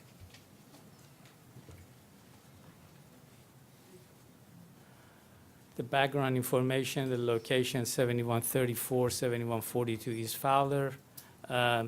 Zoning request currently is under Hillsborough County Community Neighborhood. We will rezone it to CG, City of Temple Terrace. That's the dimension and the parcel acreage. We have a conceptual plan. New building will be 3,062 square feet. Convenient store, the number of the parking is 21 ADA, 7 standard, 12 under canopy. We will have a landscape 5-foot buffer on the rear and the side of the property. And the map or the schematic or conceptual shows the existing location of the Value Gas, and the new location proposed is a prototype 7-Eleven. Again, the existing usage is a gas station with 8 pump, a convenience store, Value Mart, 904 square foot as a retail. The proposed will be gas station 12 pump and 3,062 square feet of retails, basically upgrading and making it bigger station.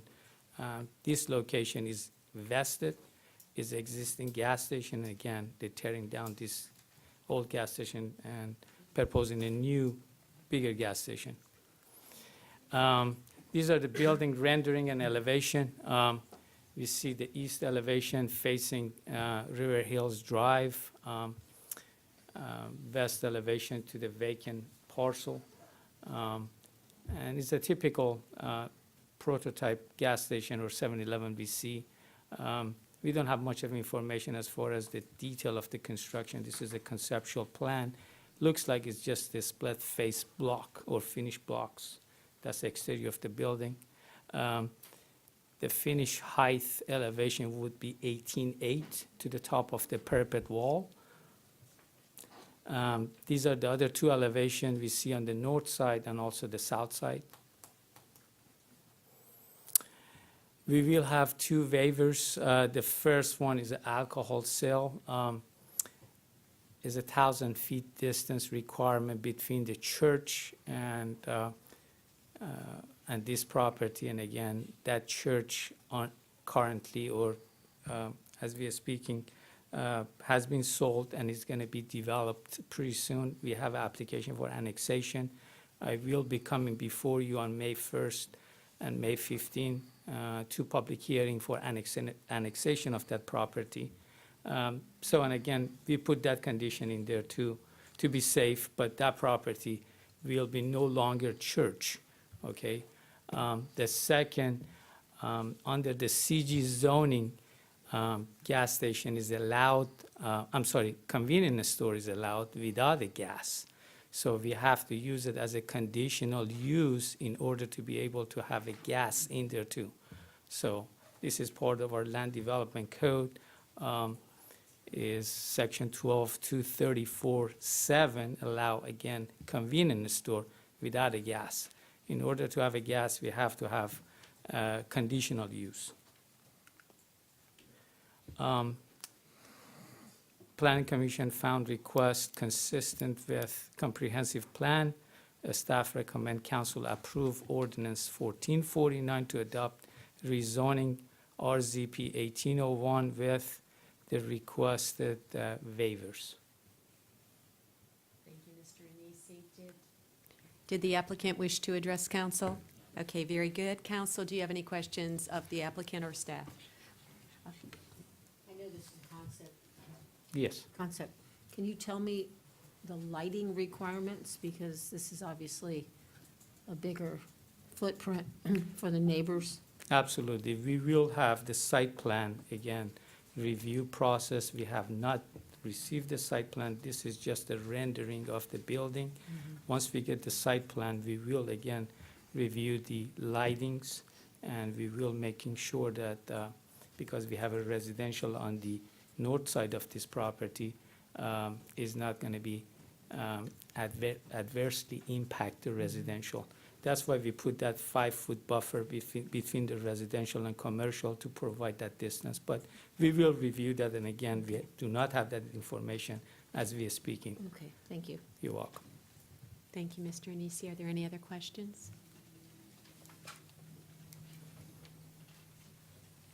Is there anyone from the public that would like to address council on this item? Seeing none, if the clerk would please read the title of the ordinance, and we will close the public hearing at this point. An ordinance of the City of Temple Terrace, Florida, rezoning 1.45 plus minus acres of property located on the northwest corner of East Fowler Avenue and River Hills Drive with an addressable locations of 7134 and 7142 East Fowler Avenue from zoning classification commercial neighborhood in Hillsborough County to commercial general in Temple Terrace for rezoning petition 1801, providing for amendment of the official zoning map of the city, providing severability and effective date, and repealing all ordinances or parts of ordinances in conflict herewith. If acceptable, would entertain a motion to approve RZP 18-01 on first reading. If approved, the ordinance will appear for a second reading and public hearing on April 17, 2018. Is there a motion? Move to approve ordinance number 1449, approving zoning reclassification RZP 18-01. Second. We have a motion and a second. Any further discussion? All in favor, please signify with aye. Aye. Opposed, nay. Motion carries. Thank you very much. Next, a resolution authorizing the city manager to negotiate the refinancing of the 2015 redevelopment note. The city manager, Stevenson, will explain. Thank you, Madam Mayor. Council, at our February 20th meeting, staff, along with our financial advisor, Mr. Glover, there he is, had brought to council 5 lending institutions that had responded to an interest to reply, if you would. We presented that information to council at the February 20th meeting. The direction that staff had gotten was to reach out to Republic Bank as a selected institution to start negotiating a loan with. Mr. Glover has reached out to Republic Bank per those directions. It was discovered that Republic Bank was not in a position to do all $24 million. Mr. Glover had reacted to that, and certainly in good course here, reached out to Center State, which was, we believe, was the next best deal. It appears as if Mr. Glover has had conversations with Republic Bank and PNC Bank and Center State as well. I will ask him to explain where we're at with all this. I kind of sent an email out to each of you last week to kind of laid out the deal, and the response that we got back was fairly positive from each of you. So what we'd like to do is, again, just kind of recap where we're at. Mr. Glover can do that if you allow him to. We're looking at dealing with really all three banks that were mentioned at the last meeting, and from what I understand, the conversations that I've had, everyone appears to be happy. So with that, I'll let Mr. Glover kind of explain where we're at. Jay? Thank you, Mayor, council members. Jay Glover from Public Financial Management. And just to kind of recap what Mr. Stevenson said, based on your direction, we initially had conversations with Mr. Kirkpatrick at Republic Bank about their ability to improve on their terms on the $14 million fixed rate piece, as well as their $10 million variable rate offer. After those discussions, it was determined that in order to achieve the lowest rate possible, that they would have to work with Iberia Bank on the fixed rate piece, and it would still involve an interest rate swap, but they would not be able to actually hold a fixed interest rate until the deal was actually approved and executed. So as of that point in time, I think the best rate they could have offered was 4.28%, and that would still fluctuate until we actually got to commencement of the transaction. Further discussions related to the variable rate piece, they agreed to do that at LIBOR plus 150 basis points for the $10 million, which was, I think, what we directed them to do. They also agreed to match the legal fees, which is another aspect that we were told to go discuss with them. Mr. Kirkpatrick, not to speak for him, I'd give him an opportunity to come up and correct anything I might misstate, but I think we both agreed that the city would be better off looking at a different alternative to the fixed rate piece, given that there was still a variable rate nature of that piece, as well as the mechanics of putting an interest rate swap in place and the risk associated with that. The fact that the rate was comparable to some other alternatives, we both agreed that we should look at another alternative for that fixed rate piece. So we had discussions with Center State Bank, who was offering that fixed rate piece. They agreed to lower their rate, I think, from 4.37% to 4.29%, and they were also willing to lock that rate until May 4th of this year. So there would be no interest rate risk to the city on that fixed rate piece. And the May 4th date was pegged because it's my understanding there's a May 1st council meeting where we could actually bring the full financing package and documentation back to you for approval, and hopefully close a few days after that. So based on the recommendation here today, we would recommend that we move forward with Center State Bank on the $14 million fixed rate piece with a 20-year amortization at 4.29% locked. That loan would be prepayable at any time with no penalty. So that's another key factor of the Center State Bank proposal that gives you flexibility. Republic Bank would still offer the $10 million variable rate piece at LIBOR plus 150 basis points. That would have a 5-year balloon and also be subject to prepayment at any time without penalty. So you will be able to, upon land sales, hopefully that might commence, really prepay each of these loans to structure your annual debt service cash flows in a way that meets your budget needs. So there'll be some flexibility with both of these loans, one with a fixed rate for 20 years and one with a variable rate piece and a balloon. We think this minimizes your payments over time and gives you the greatest amount of flexibility to prepay loan, and also leaves you less exposed to fluctuating interest rates. I will mention, just for the record, the Republic Bank piece is a variable rate loan, so it will fluctuate as market conditions fluctuate.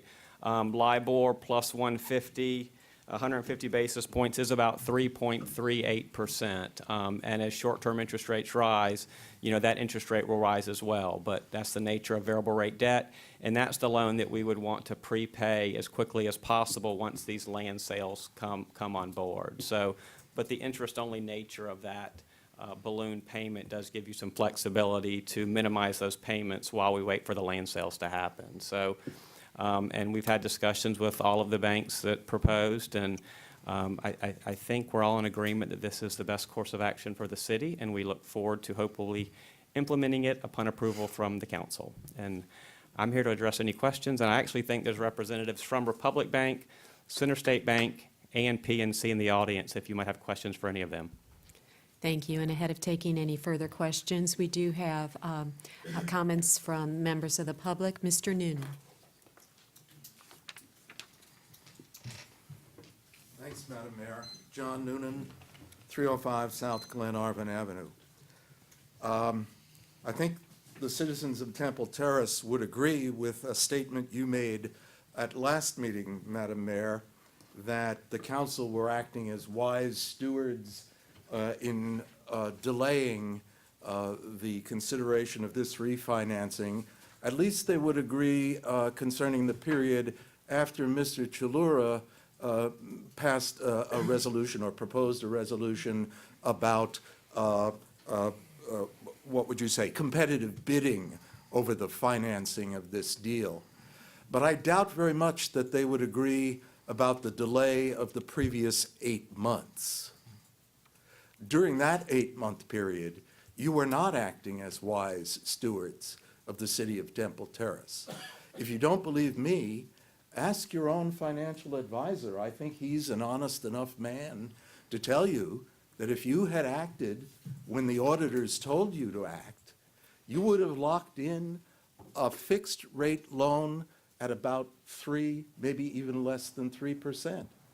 Ask him again what you have lost by delaying as you have delayed.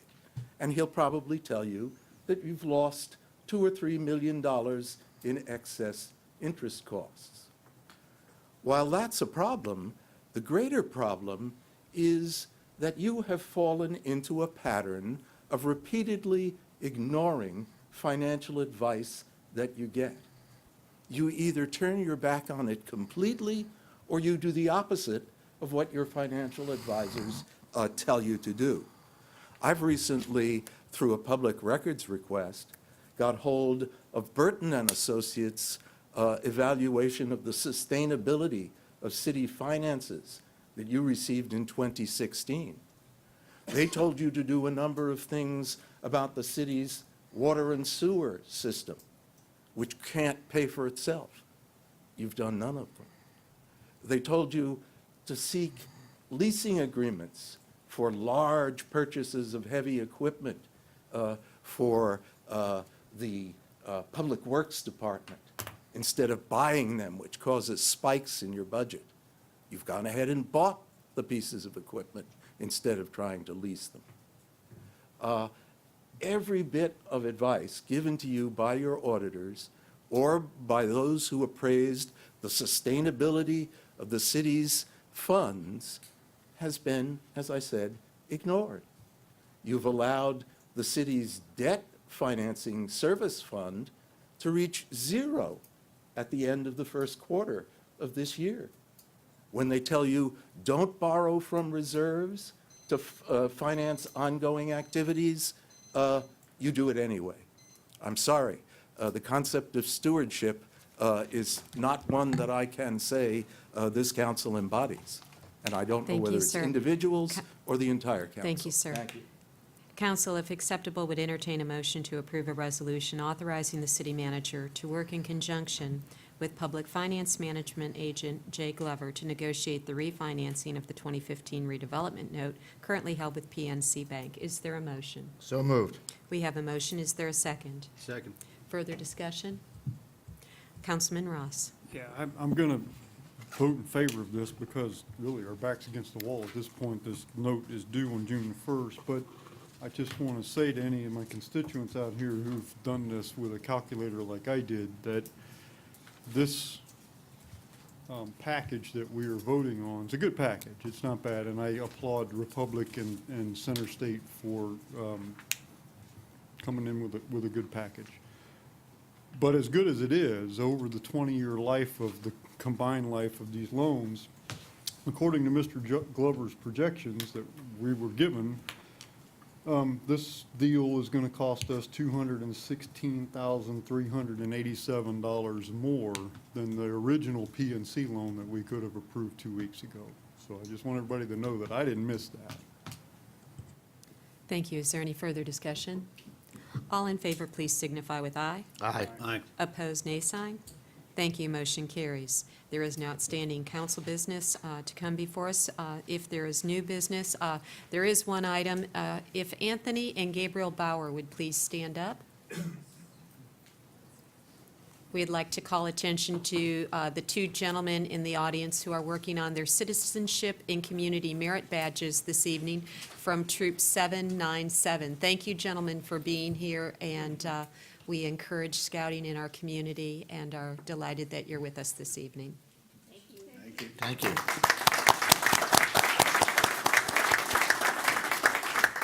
Is there any additional new business to come before this council? Seeing none, we'll go to the city manager's report. Mr. Stevenson. Thank you, Madam Mayor. Just a couple things real quick. Last week, the Women's Club fed pretty much half of the city with pizza over at the Public Works Department, all except me and the city attorney. I don't think we got any, but our thanks go out to the Women's Club for doing that. There's no specific reason. They just do it out of the goodness of their heart. So we do appreciate when they do that. We've got a reminder that on the 17th of April, we've got a 5 p.m. CRC workshop. Just kind of give everybody a reminder, heads up, okay? If you need anything for that workshop, please don't hesitate to reach out to my office. The only other issue that I've got, or other request that I've got out of council is a possible workshop, a CRA workshop on May 1st. I'd like to do that at 5 p.m., just for an hour. We're going to have some presentations by Mr. Berman with Cushman Wakefield. We've got a couple deals that we would like to present to council. At the same time, I'm working on a third that we're hoping to get into this workshop. So with that, I'd like to see what everybody's availability is on the 1st. Yes, ma'am. Yeah. It's in conjunction with our first meeting in May. CRA meeting? A CRA meeting, yes. What was the one on the 17th? That was 17th is the CRC, the Charter Review Committee. That's at 5, not 4? That's at, good question. You know what, I've got an agenda here, let me see. I thought we put it for a couple hours, yeah. 4 o'clock. 4 o'clock. 4 p.m. is what we've got on the agenda. And to remind everybody again, we've got a town hall meeting coming up April 19th.